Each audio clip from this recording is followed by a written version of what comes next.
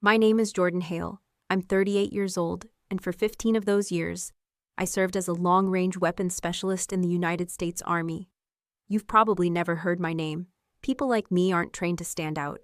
We're trained to hit targets so far away, they don't even hear the shot before they fall. But on that particular morning, I missed every single one. The sun was already brutal at 0800, baking the gravel beneath my boots as I knelt behind the sandbag wall. Wind cut sideways through the range, slapping grit into my eyes. I blinked through the sting, locked in my scope, and squeezed the trigger. The shot went wide. So did the second. The third barely scratched the edge of the target plate. Behind me, laughter started in small, sharp bursts. First from the younger guys, then rippling out. I kept my face neutral. I was trained for that too. But then came the one voice I couldn't ignore. She's a disgrace to the uniform. I didn't need to turn around. I knew the voice. My father stood behind the observation rail, arms folded, face tight with restrained disgust. He said it loud enough for everyone to hear. No attempt at subtlety. Just raw judgment laid bare under the Nevada sun. He wasn't just my father. He was Lieutenant Colonel Jacob Hale, retired. The man who'd taught me to shoot before I learned to read. The man who told me that excellence wasn't optional. It was the bare minimum for someone who carried the Hale name. That name felt like a weight on my back as I stood, ejected the magazine, and walked off the line. I could feel the stares behind me like pins in my skin. The sneers, the sideways glances, the smug nods from those who'd decided I didn't belong the moment I walked into the training cycle. And then, the SUVs pulled up. Two of them, black and unmarked, with government plates and windows tinted darker than regulation. They rolled to a stop like ghosts with engines, kicking up a cloud of dust that silenced every voice on the range. The driver stepped out first, but it was the man in the back who drew every eye. Commander Cole Reeves, SEAL Team Brass, combat-worn. Broad-shouldered and deadly quiet. He didn't walk, he surveyed. Moved with that unteachable confidence, the kind you only earn in places that don't exist on maps. Without a word, he approached the tower where the instructors stood frozen in confusion. He didn't look at the range scores, didn't ask for a report. He just pointed toward the firing line. Set up the impossible shot. The lead instructor frowned. Sir, no one can make that shot in these conditions. Reeves didn't flinch. I didn't ask for a weather report. My stomach twisted. I knew exactly what this was. The trigger phrase had been spoken. I walked back to the firing line in total silence. Nobody laughed now. Even my father stood still, his lips parted like he wasn't sure whether to mock me or pray. I lay down, adjusted my bipod, and pulled the bolt. The target was 2,000 yards out. So far away it shimmered like a mirage. One breath in, one squeeze. The shot snapped across the wind like a crack of thunder. 4 seconds passed. Then, the white flag at the edge of the world folded over and fell. I stood slowly. Reeves gave a single nod. The instructors just stared. My father said nothing. For the first time in my life, he looked small. There was no cheer, no applause, just silence. The kind of silence that says we didn't know. We should have known. And now, it's too late to pretend otherwise. I didn't gloat. I didn't smile. I simply cleared my rifle, engaged the safety, and walked back to the staging tent. Reeves left without ceremony, the same way he came, like a man who never needed permission to arrive or a reason to leave. My boots crunched against the gravel as I walked past rows of stunned faces. Some eyes followed me with awe, others with confusion, and some, like my father's, with growing dread. They didn't understand what they'd just seen, not fully, but they knew enough to stop underestimating me. Back in the barracks, I cleaned my weapon the same way I always did. Barrel first, chamber next, optics last. I moved with the same methodical rhythm that had been drilled into me for years. The whispers started that night. She's not just a shooter. Did you see the way she controlled her breathing? That wasn't normal, that was surgical. I didn't answer, I didn't engage. I kept to my bunk in the corner, back to the wall, eyes on the door, just like I always had. The same recruits who used to mutter dead weight under their breath now avoided eye contact. Even the instructors kept their voices more neutral during briefings. Only one person approached me directly, Staff Sergeant Callum, a quiet, steady operator who never bought into the ridicule. He sat across from me during chow, didn't say a word for a full minute, then nodded once. "I saw what you did," he said. I raised an eyebrow. "I also saw what you didn't do," he continued. "You held back, all week. Why?" I didn't answer, but I didn't deny it either. He stood to leave, then paused. Whatever they think, they'll rewrite it in their heads to protect their egos. But me? I saw a ghost with a rifle. He walked away. Later that night, I passed my father in the hallway of the admin building. He was on the phone, voice low, posture stiff. When he saw me, he stopped mid-sentence. We locked eyes for half a second. He opened his mouth, maybe to speak, maybe to scold, maybe to lie. But nothing came out. I walked past him without a word. That silence was louder than anything he could have said. People talk about turning points like they happen in a flash, like a single moment severs the past from the future. But I know better. That shot, the impossible shot, wasn't the beginning.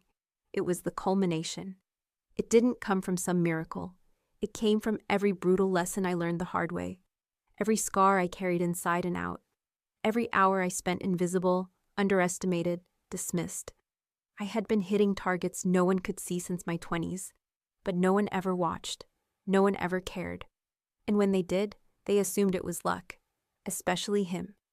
My father never believed in me, not really. He believed in shaping me into something he could be proud of, but only if I became his reflection. And when I didn't, he labeled me weak, unworthy. He wasn't proud of that shot. I could see it in his eyes. He was afraid of it, afraid of what it meant, that all his years of dismissal had been wrong, that his daughter had become something he couldn't control, couldn't explain, that she'd surpassed him. So no, that shot wasn't just a shot. It was a reckoning, not just for him, but for me. Because after all those years of silence, I finally saw what I was capable of when I stopped asking for permission. And that was the shot that broke him. My father was Lieutenant Colonel Jacob Hale, battle-hardened, precision-driven, a soldier forged in the Gulf War era and proud of it. He wore his medals like armor and his silence like a blade. In his world, the military was the only place that made sense, where rules were rules, outcomes were earned, and emotions were filed away like outdated maps. Strength meant survival. Weakness got people killed. That was the code. And I was raised under that code like it was gospel.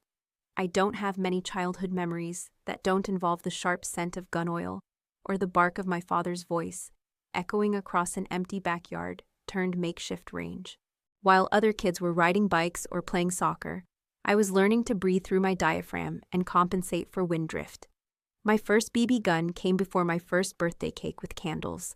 By 10, I could strip and reassemble an M4 in under 90 seconds. By 12, I was hitting dime-sized groupings at 200 yards.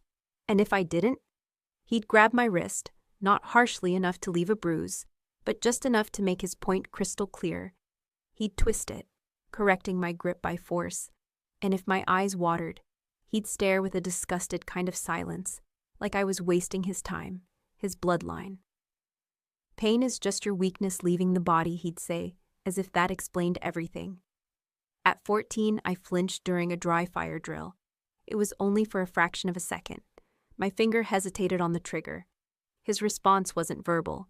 He took the rifle from my hands, set it down, and walked away. He didn't talk to me for a week. Not as punishment. Not even out of anger. Just disappointment. That, to him, was worse. Years later, I realized that wasn't discipline. That was control. A way to shape me into something sharp, functional, and his. But back then, I didn't understand that. I just wanted him to see me, to believe I had value beyond my kill potential. He taught me the mechanics of excellence, but not how to recover from failure.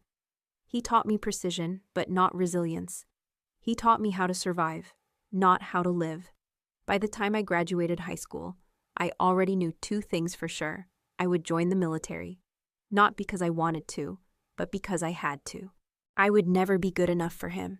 At my enlistment ceremony, he shook my hand like a fellow soldier, not a father. There was pride in his eyes, sure, But it was conditional, fragile, something I could lose with a single mistake. "Don't embarrass us," he said. That was his send-off. Not "stay safe," not "I love you," just a warning. So I made a vow. I would train harder, shoot farther, push myself until I could outpace every ghost he ever chased. Not to prove something to the army, to him. But the truth is, when you spend your life chasing validation from someone who only loves conditionally, you end up building a version of yourself that looks strong, but is quietly breaking. And I didn't realize how deeply I'd been shaped, sharpened, really, until years later, when I found myself back on that same kind of range, under that same brutal sun, wearing a uniform I had earned, still hearing his voice behind me, still wondering if I'd ever be more than his disappointment in camo. But that would change. Not with words, not with arguments, with a single impossible shot. The one thing he'd never believe I could make, until I did. There's a myth that elite soldiers are born different, that there's something in their blood, something primal and cold and unshakable that makes them who they are. It's a lie. We're not born. We're built. I was 24 when I was selected, not for a promotion, not for a school, but for a program that didn't officially exist. No badge, no name, no record in any accessible database, just a call. One sentence. "You've been cleared for Tier Shadow." I remember the moment so vividly. A beige briefing room, 2 men in suits, 1 empty chair. They didn't ask if I wanted in. They just said I'd been chosen. For what, I asked. For operations where no one admits the flag was ever flown. There was a pause. They waited. I nodded. That was enough. From that point on, my life became layers of silence stacked atop each other. Every connection I had was stripped down, reclassified, buried. My mail was rerouted. My medical file was redacted. Even my rank disappeared from public rosters. The program didn't want warriors. It wanted ghosts. We were trained to disappear into terrain, into crowds, into silence. Long-range precision, urban reconnaissance, linguistic insertion, biometric evasion, close-quarters neutralization. But that wasn't the hard part. The hard part was the conditioning. They didn't just want operatives who could kill. They wanted operatives who could be controlled. So they built triggers, mental locks, behavioral suppressors. We were encoded to operate only when activated by specific commands, phrases embedded during sleep deprivation cycles and hypnosis drills. It sounds like fiction, I used to think it was, until I lived it. They called it operational gatekeeping. The idea was simple. Outside of activation, you were to perform like a standard soldier, passable, competent, but unremarkable. It preserved the secrecy, protected the program, prevented accidents. And above all, you do not go active unless ordered. They made that part crystal clear. Break protocol and you disappear, not back into shadows, but into the kind of silence that doesn't echo. So I followed orders. For 4 years, I operated under Ghost State. A code name I didn't choose. Missions I don't get to admit I survived. I never missed a shot. Never compromised a team. Never spoke a word I wasn't told to say. People died without hearing me coming. People lived because I saw things others didn't. I moved from desert to jungle, to snow to city without ever planting roots. We weren't given medals, we were given debriefs and injections and a new target. And eventually, a new wound. My last mission in the program ended in a blast. Close-range IED. Half my body went into shock. The other half was in too much pain to care. I don't remember much of the evacuation. I just remember the taste of blood, the noise in my ears, and the silence of not knowing if I'd ever be cleared again. Stateside, I was placed under temporary medical evaluation. A minor promotion was given to satisfy paperwork, and I was assigned to a regular training unit to see if I could still function in a conventional role. The catch? I hadn't been reactivated, which meant my conditioning remained locked. My mind stayed suppressed. My skills, my instincts, my training, none of it accessible. Unless someone said the words. So when I walked into that new unit, I had a choice to make. Pretend I was just another soldier, or risk violating everything I'd been built for. I chose the former, and for the next several weeks, I lived as the shadow of myself. Quiet, clumsy, broken. Until the day a SEAL commander whispered the phrase that shattered every chain. After the explosion, I spent nearly 3 weeks in a military hospital overseas. Wired up, sedated, waking in fragments. The IED hadn't killed me, but it had left its mark. Shrapnel in my hip, bruised lungs, and nerve damage that would take months to retrain. I couldn't stand without support for 11 days, and in the Ghost Knife program, anything less than full operational capacity meant immediate suspension. So I was sent back stateside.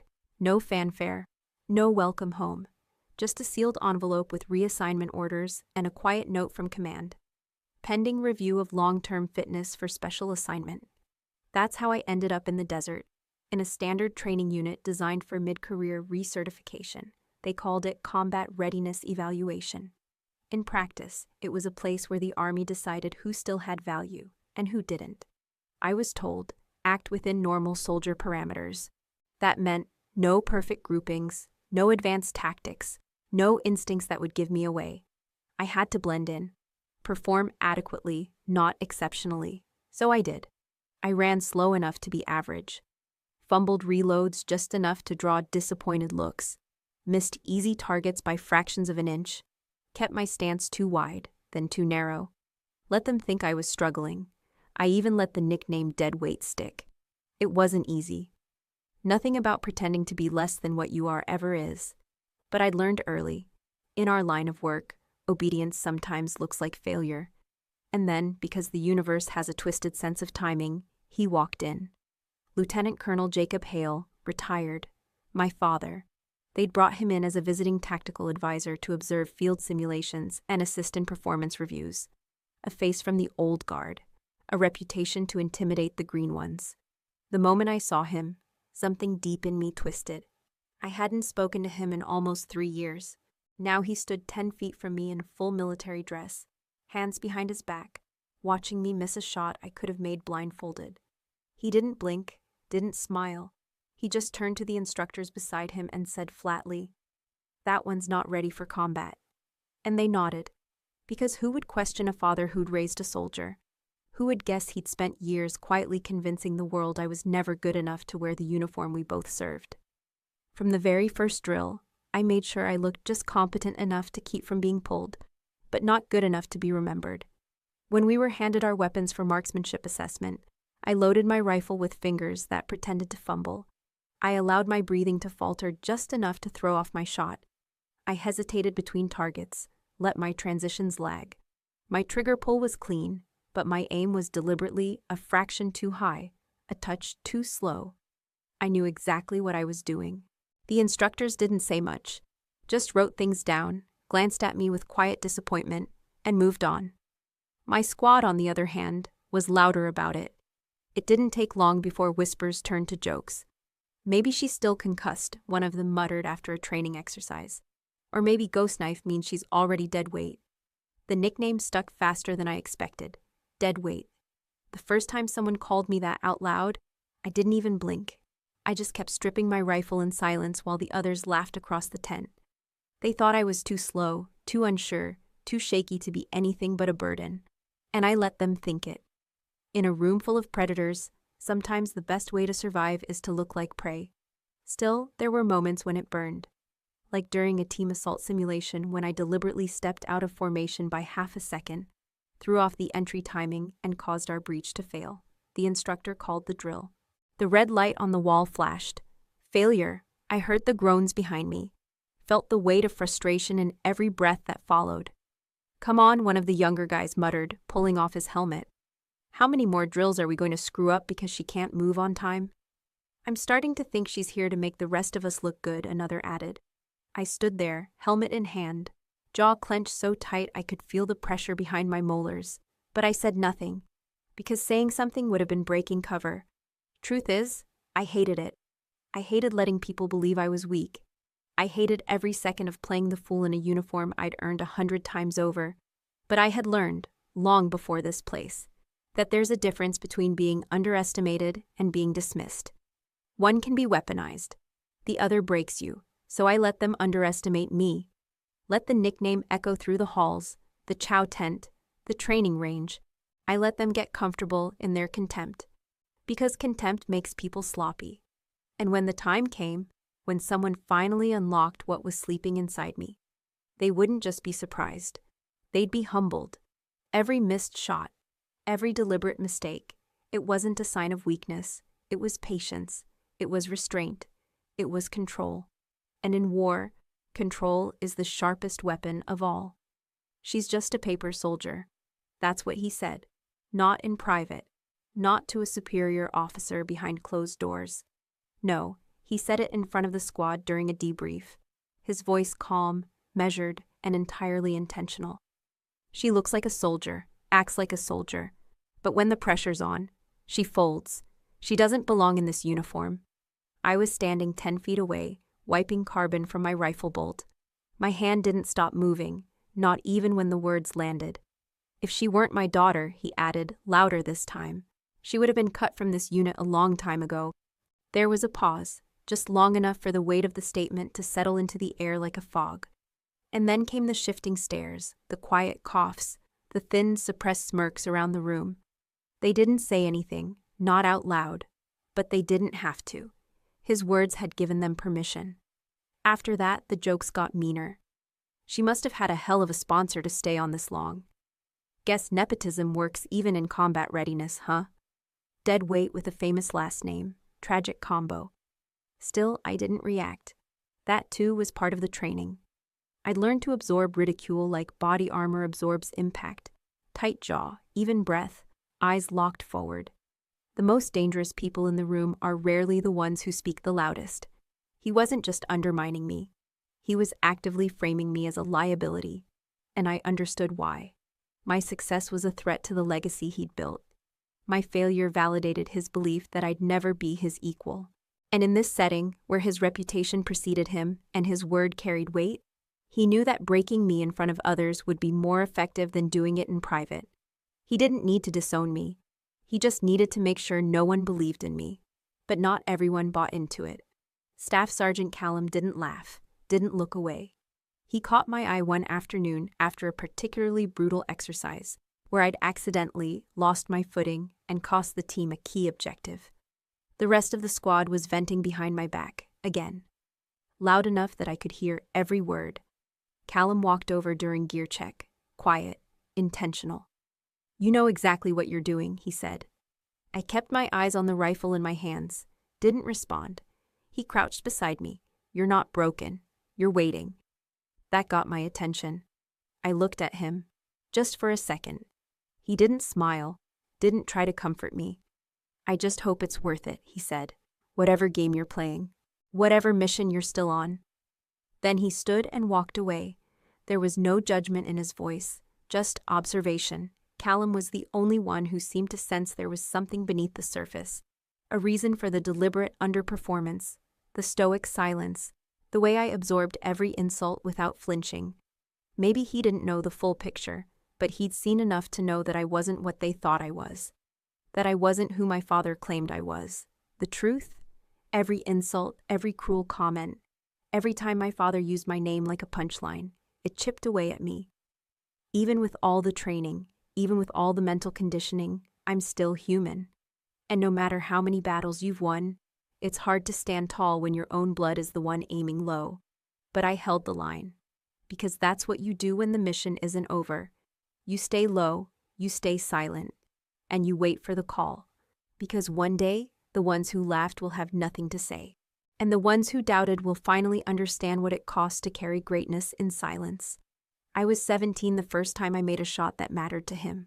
We were in the backyard of our house in Colorado, just the two of us. It was early spring, the sky slate gray and heavy with the kind of storm that made every sound feel louder. The wind howled through the trees. Rain was coming, fast. He didn't cancel the lesson. He just walked outside, placed a rusted soda can on top of the wooden fence post 50 yards out, then handed me the rifle. "No excuses," he said, adjusting the stock against my shoulder. "If you can shoot in this, you can shoot in anything." My fingers were stiff from the cold, my sleeves soaked from the wind-blown drizzle, but I locked in, did what he taught me, controlled my breath. The wind jerked sideways. I fired. The can disappeared with a hollow metallic ping. flipping into the air before vanishing behind the fence. A perfect shot.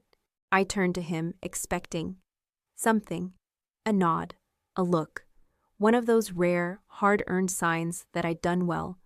Instead, he stared at the fence post, then down at me. "One hit means nothing," he said flatly. He walked past me, picked up the rifle, and headed toward the house. That was it. No good job. No, you're getting better. Just that one sentence. I stood there in the rain, my heartbeat still racing, hands tingling from the recoil, staring at the place where the can had been. And I remember thinking, if that wasn't enough, whatever will be. Later that night, I replayed the moment over and over in my head, trying to figure out what I did wrong. I'd hit the can, dead center, through wind and rain. First try. But to him, that wasn't proof. Because one success in his mind didn't prove anything. It didn't erase the mistakes that came before. It didn't guarantee you could do it again. And it sure as hell didn't earn his approval. That memory stayed buried for years, until the day I dropped the target at 2,000 yards and saw the same exact look on his face. Not pride, not awe, just silence. Because even then, even after everything, to him, it still wasn't enough. And maybe it never would be. But that didn't matter anymore, because I had stopped shooting to prove anything to him. Now I shot to remember who I truly was. They called me in after morning chow. The tone in the admin officer's voice was clipped, overly formal, like he was trying to keep emotion out of something that would carry weight. I followed him across the yard, past the barracks and into the CO's office, a windowless, low-ceiling room that smelled faintly of sweat and disinfectant. Inside, 3 men were waiting. One was Captain Mallory, head of the training unit. Another was the medical officer. The third, a civilian contractor with a personnel file open in front of him. None of them looked at me when I entered. "Staff Sergeant Hale," Mallory began, "we've completed your 2-week performance evaluation and reviewed the reports submitted by your instructors." He tapped the folder once, as if for emphasis. "The consensus is clear. Your current performance doesn't meet minimum operational standards." I nodded. No defense, no surprise. He continued, "You've shown signs of hesitation, lapses in judgment during team exercises, and an inability to meet time requirements in basic combat scenarios. Combined with your recent medical history, we believe a return to active duty would pose unacceptable risk." The words were meant to sting. They didn't. "We've prepared discharge documentation," the civilian added. "Administrative with medical consideration. You'll maintain benefits. It's clean. Quiet." He slid a form across the table. I didn't even read it. I picked up the pen, signed on the dotted line, and handed it back. No one said a word, because in their minds, the conversation was over. But the meeting hadn't ended. Because as I stood to leave, the door opened behind me, and in walked Commander Cole Reeves. No announcement, no salute, just presence. The air shifted. Even Mallory straightened. The civilian looked like he'd swallowed his own tongue. Reeves stepped forward, glanced at the folder, then at me. "This her?" he asked. Mallory hesitated. "Yes, sir. Staff Sergeant Hale. Evaluation concluded this morning." Reeves ignored him completely. He turned to me, studying me the way a man studies a loaded weapon, calm, careful, calculating. Then he said, "I want to see her shoot. For real. One time." It wasn't a question. The silence in the room stretched. Mallory cleared his throat. "Sir, she's already—" Reeves cut him off. "One shot, set the range, no score sheet, no excuses."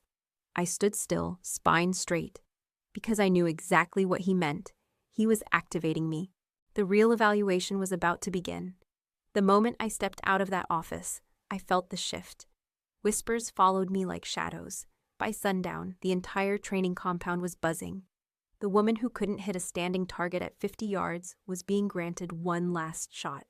Not just any shot, the shot. The one whispered about in mess halls and firing ranges like a ghost story.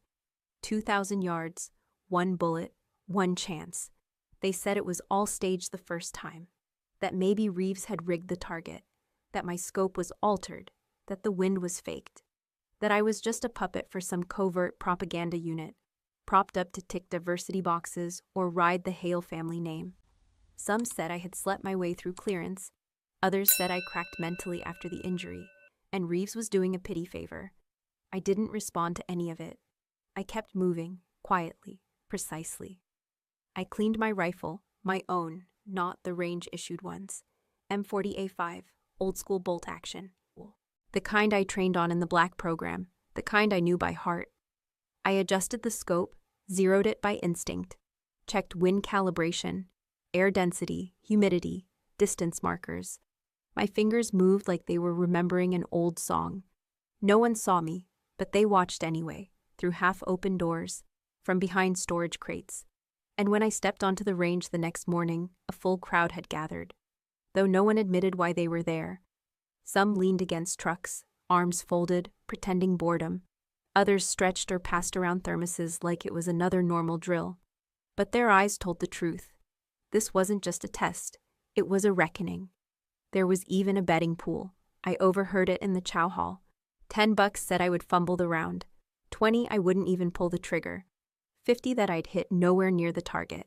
And my father? He stood behind the crowd, arms crossed, sunglasses on even in the shadow of the hangar. His expression unreadable. But I knew that stance. Part of him wanted me to collapse, to confirm his lifelong theory that I wasn't built for it, that I was soft, emotional, undisciplined, a disgrace. But another part was afraid. Because if I made the shot again and made it clean, something would crack. Not just his image of me, but his image of himself. Because for all the yelling, the beatings, the drills that blurred into punishments, he knew. He knew I was the best shot he ever trained. And that truth terrified him. Because it meant he'd broken something he didn't build. And he wouldn't be able to control what came next. Reeves approached as I lay prone on the mat.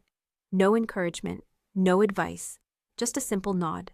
The target was barely visible, an aluminum plate the size of a helmet, swaying ever so slightly in the desert wind. Reeves raised one hand. No words, just the signal.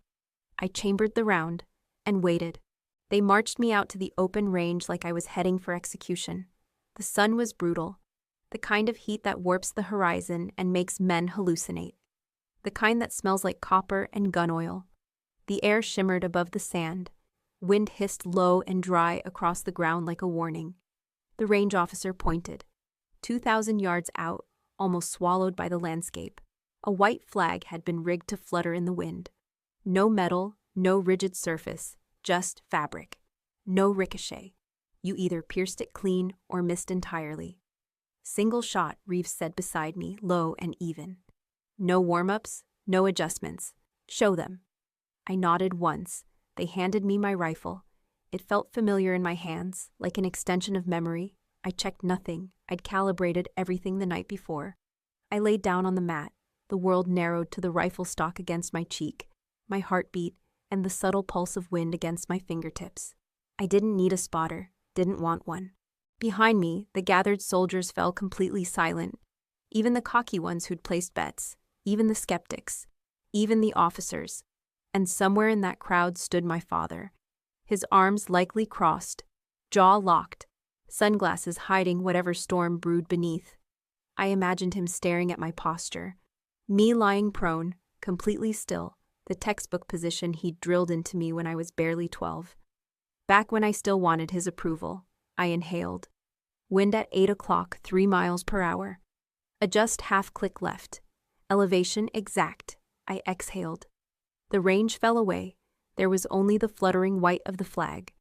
One breath, one shot. The trigger broke like glass beneath my finger. Recoil snapped through my shoulder, then silence. For a split second, the wind carried on like nothing had happened. Then the flag jolted. It tore clean through the center and drifted down like a wounded bird. One bullet, 2,000 yards. No trick shots. No assistance. I sat up. The silence behind me was thick, stunned. Someone muttered, "No way." Another, more softly, "Holy hell." I didn't look back. I didn't need their reactions. I stood, brushed the sand from my arms, secured my rifle. Only then did I turn. The crowd looked different now, eyes wide, mouths parted. Doubt shattered, and in the back, my father. He didn't blink, didn't speak, just stared like something inside him had broken, like he was watching a version of me he never thought real, too real now to deny. All the years he told me I wasn't enough, that I was weak, that I lacked the will, but now every cruel word he'd spoken dissolved in the space between us. Because no one else had ever made that shot, not even him. I walked past Reeves. He didn't smile, didn't clap. He just said, "Good," and walked away. Because when you've been trained in silence, you don't need applause. You need the truth. And now they all had it.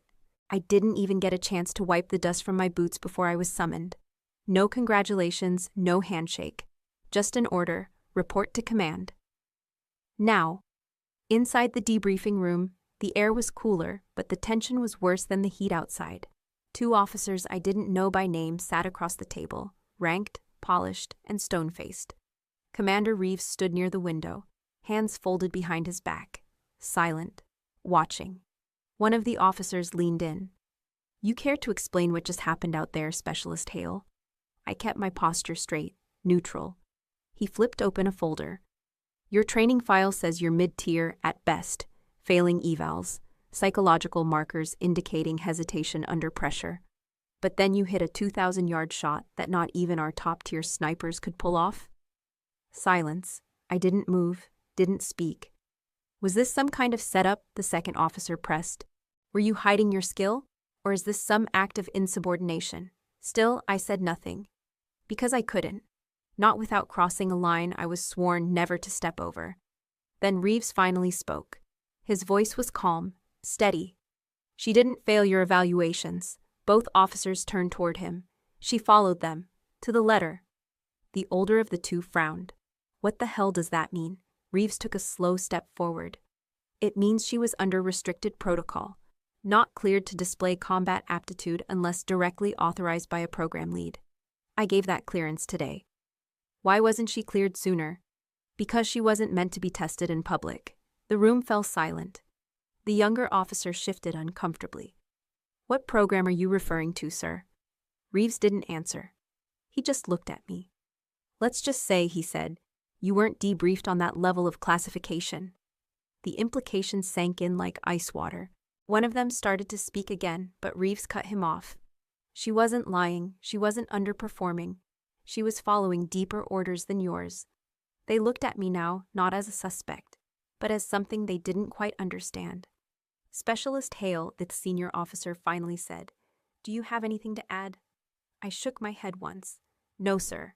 He waited a beat. "You do realize your performance today will change your file. This won't stay quiet."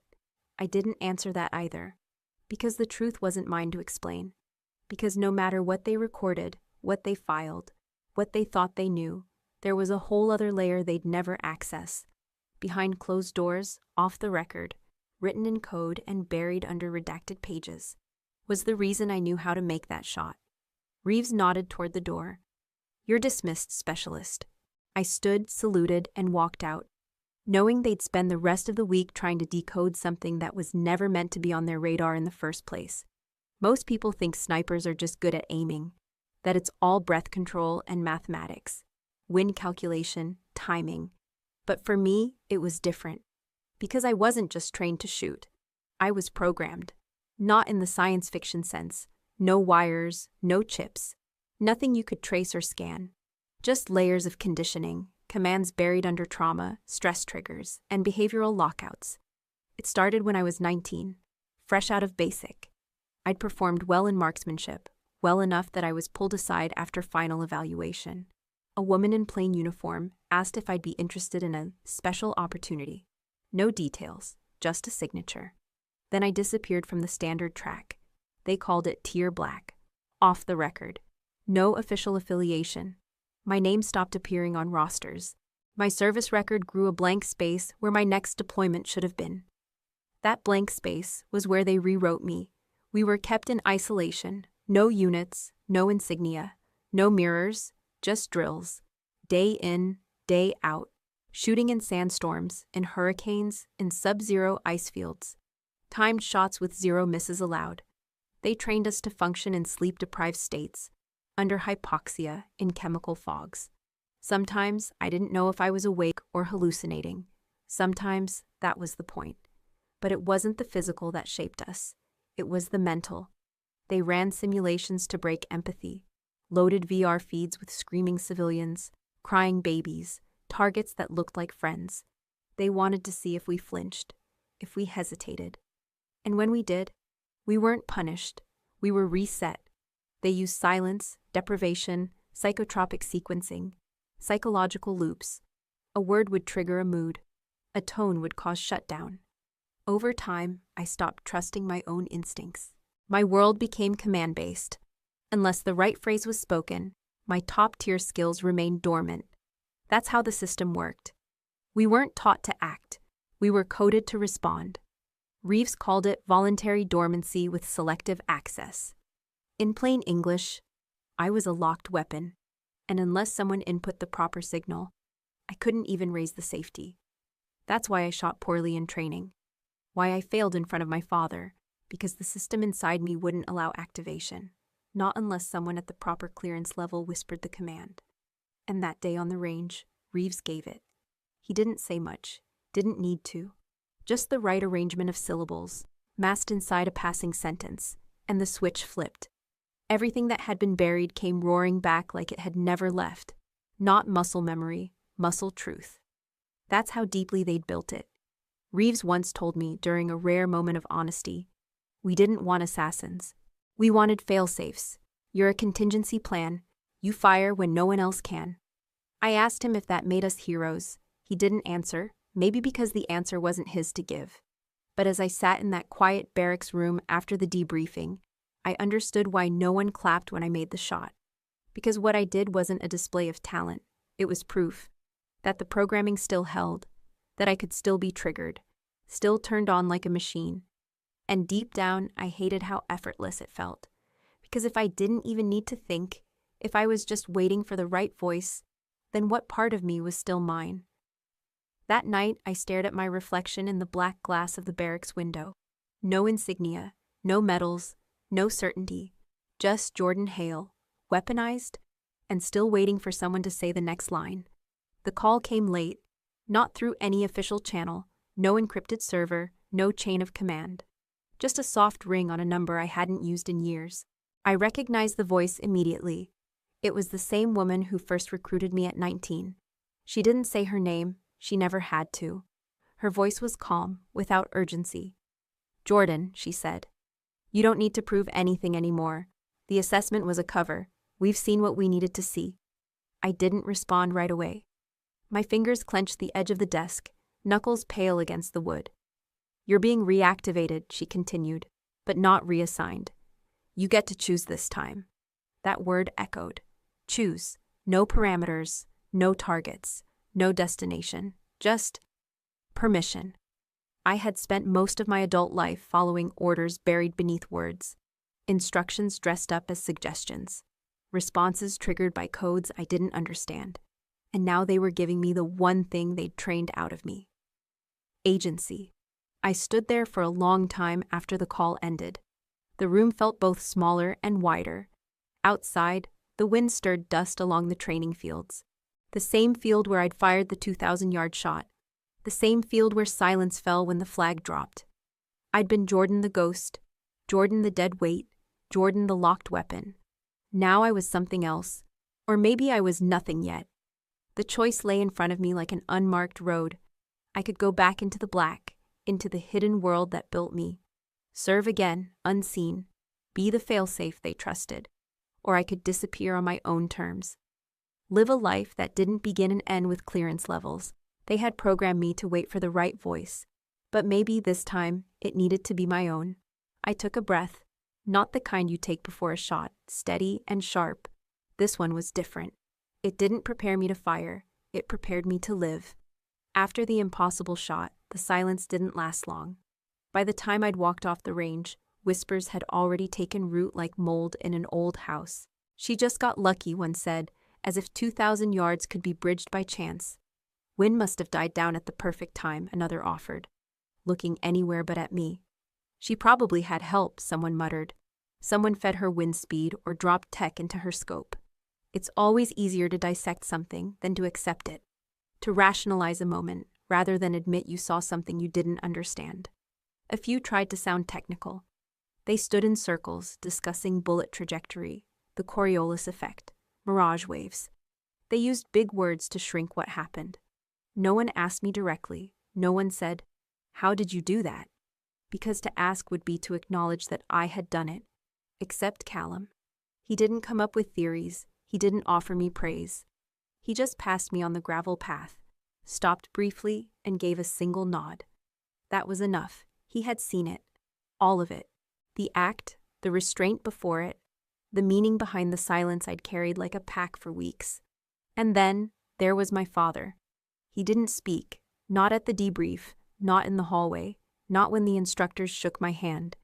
He kept his hands behind his back like he was standing in formation, his posture perfect, his jaw set. I watched his eyes track everything in the room, but not once did they meet mine. I used to spend years chasing that look, that sliver of approval, that nod, that word. But now I understood. He couldn't meet my gaze because it would mean acknowledging what he'd spent years trying to erase. That I was not weak. That I had not broken. That I had held back not because I lacked skill, but because I had been ordered to.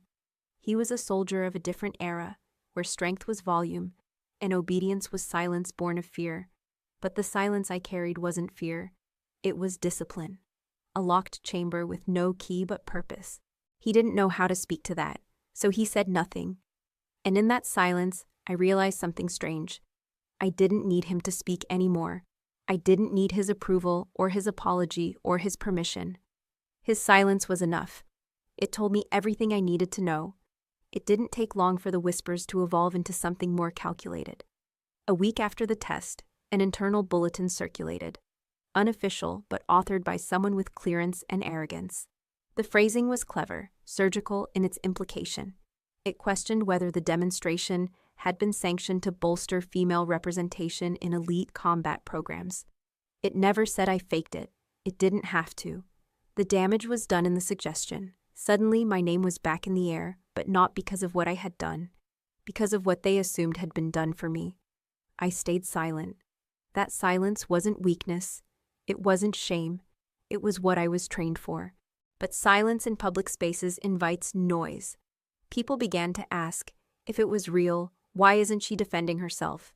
If she's innocent, why not speak up? Why would someone let a lie stand if they had the truth? Truth is, they didn't want truth. They wanted performance, a rebuttal, a press statement, a teary rebuttal on camera. But I wasn't trained for cameras. I was trained to enter shadows and leave no footprints. It was Callum who made the noise. I didn't ask him to. I hadn't even seen him since the shot. But he submitted a technical report, unprompted, unflinching. 6 pages, titled, Ballistics Assessment of 2,000-Yard Confirmed Impact. It wasn't emotional, it wasn't defensive. It was cold, clinical, brutal in its detail. It included wind speed data, humidity readings, a breakdown of the round used, the barrel length, the scope calibration. It traced the curvature of the Earth, mapped the mirage layer that day, calculated the exact second I pulled the trigger. Then, one final line. There is no mathematical evidence to support this, was anything but authentic. I was there. She made the shot. Sergeant Callum Hayes. The name at the bottom gave it weight. A respected trainer, a man known for never endorsing anyone. It made its way through the chain, quietly but thoroughly. I didn't thank him. He didn't expect it. We were soldiers, not celebrities. Still, the questions lingered. Not about the shot now, but about me. Why didn't she defend herself? Because I wasn't there to win arguments. I was there to serve, to do what I was told, to complete the mission, and then disappear again. But part of me understood what the silence really did. It made people uncomfortable. It held a mirror up. Because the truth was, they didn't doubt me. They feared me. They feared what it meant that a woman could outshoot them, outrank them, and say nothing. They feared that she didn't even care to prove them wrong. And in that fear, they twisted the narrative. It was easier to call it a trick than admit it was real. And it was easier to label me difficult than to call me what I was: disciplined, deadly, deliberate. So I let them talk. Because in the end, none of them could look me in the eye. Not anymore. And silence was louder than any shout. I never answered the bulletin, never submitted a rebuttal, never clarified the facts, never joined the whispers.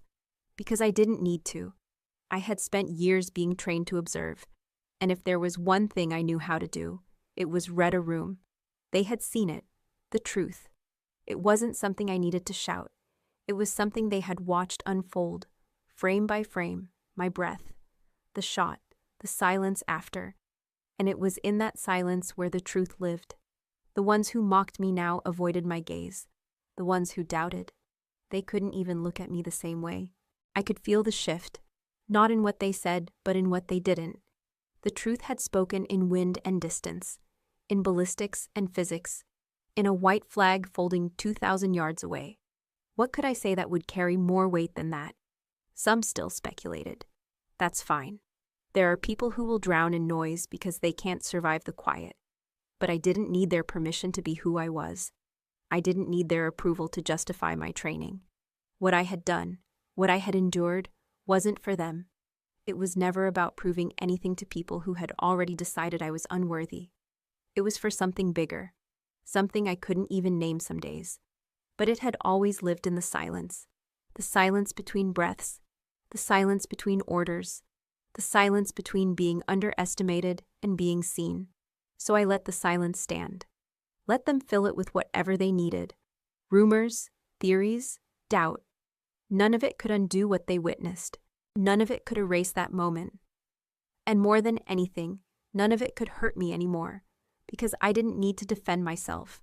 Not to men who called me dead weight until they saw me move. Not to my father, who could only process strength if it came from someone else.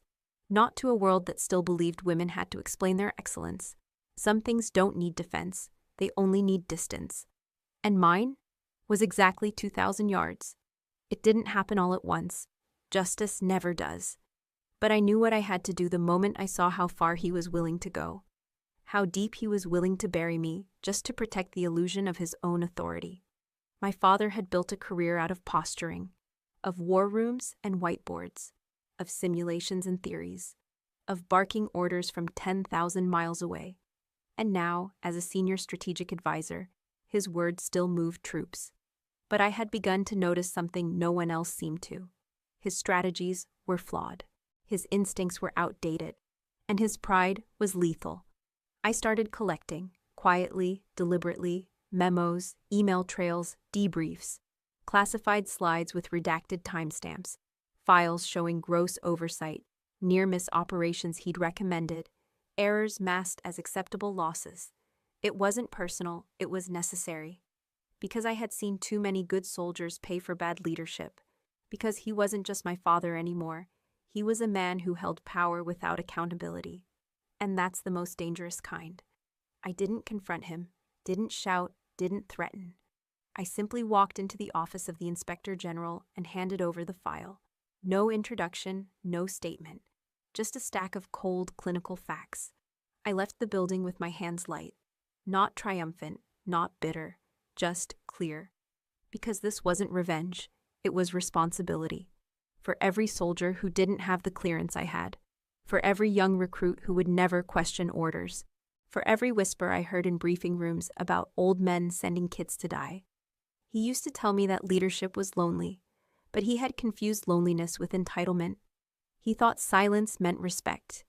He never realized silence was just fear wearing a uniform, and I wasn't afraid anymore. A few weeks later, the investigation began. Quiet at first, then loud. Whispers followed him through corridors now. Somewhere between the chain of command and the press release, he was asked to take administrative leave. They called it early retirement. He called it betrayal. I didn't correct him. Because maybe to him it was.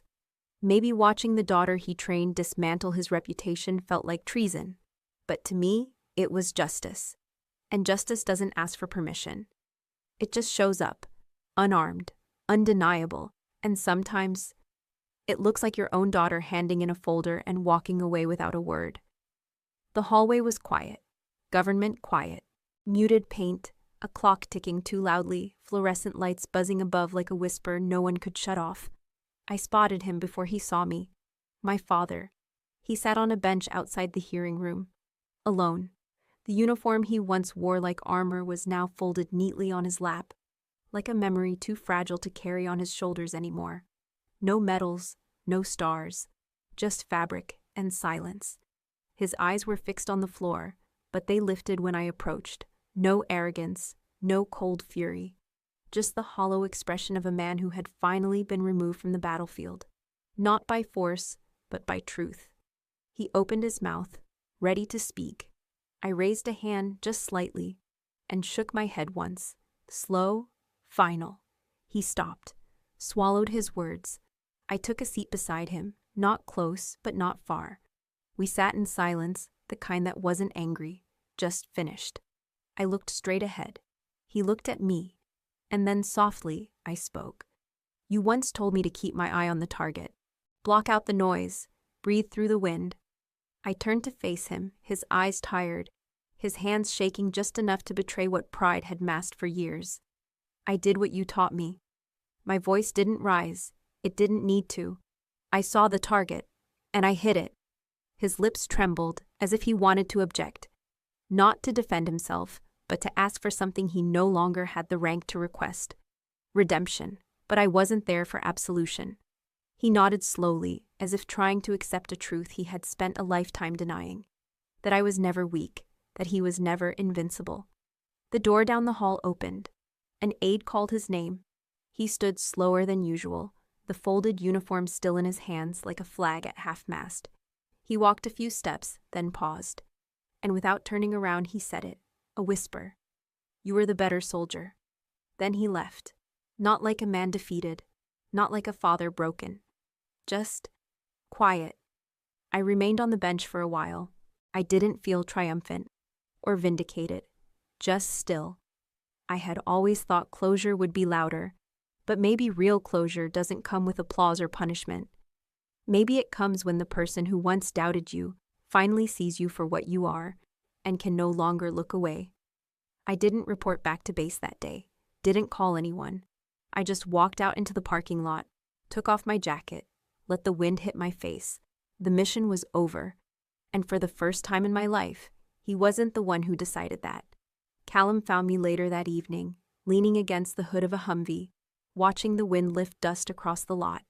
He didn't say anything at first, just stood beside me, our shoulders a foot apart, both staring at nothing in particular. Then finally, he asked it. Simple, quiet. Do you regret it? I didn't answer right away.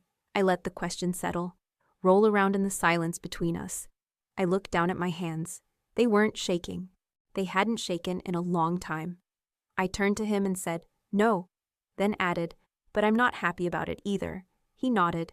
He didn't need more, because we both knew justice doesn't come with relief.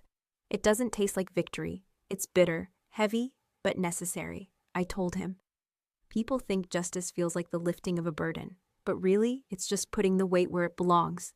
He said nothing, but his jaw tightened. I continued, what I did, it wasn't personal. It wasn't revenge. It was the only way to stop pretending that silence was strength.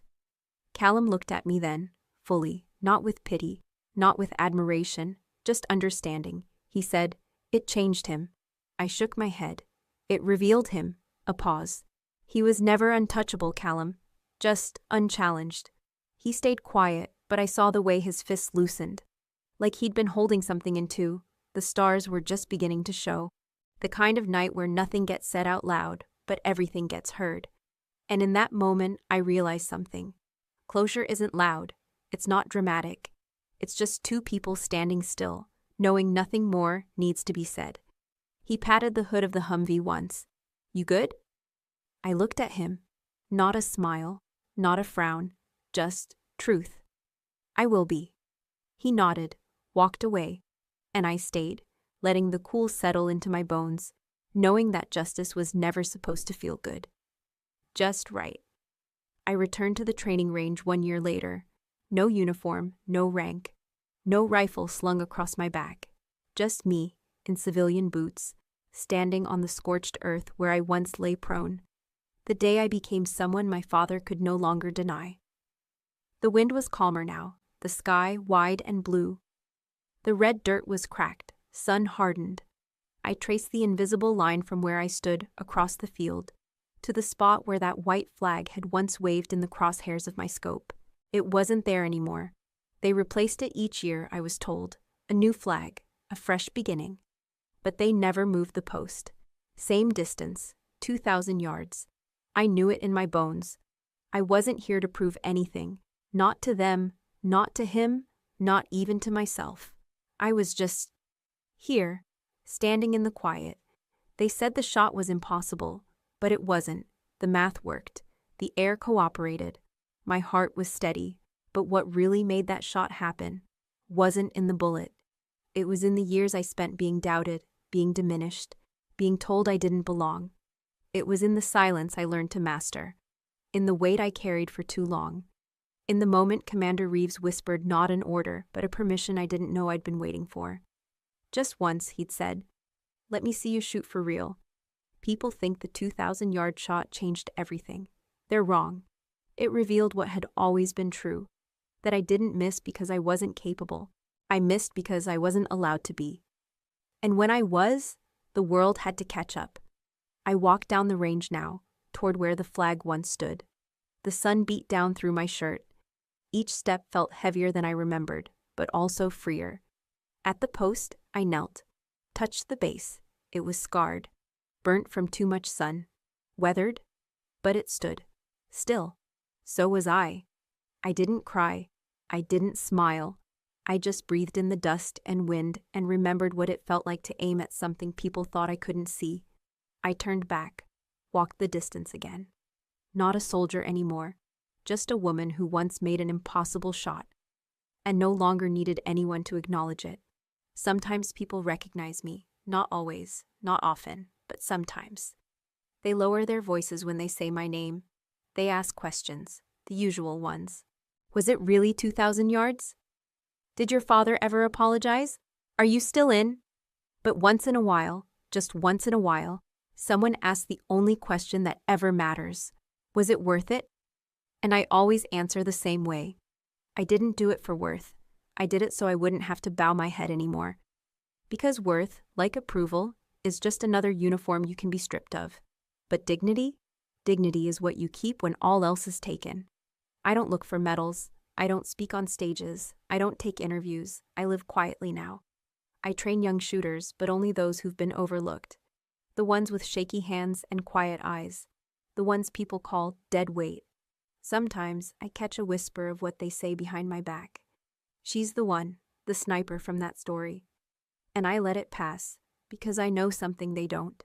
That story isn't about a bullet, or a target, or a shot across a battlefield. It's about silence, and what it takes to survive inside it.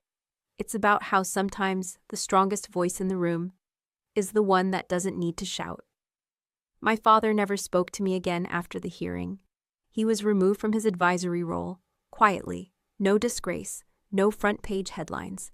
Just a faded man, standing in a hallway, holding a folded uniform like a truth he never wanted to face. He tried to speak that day.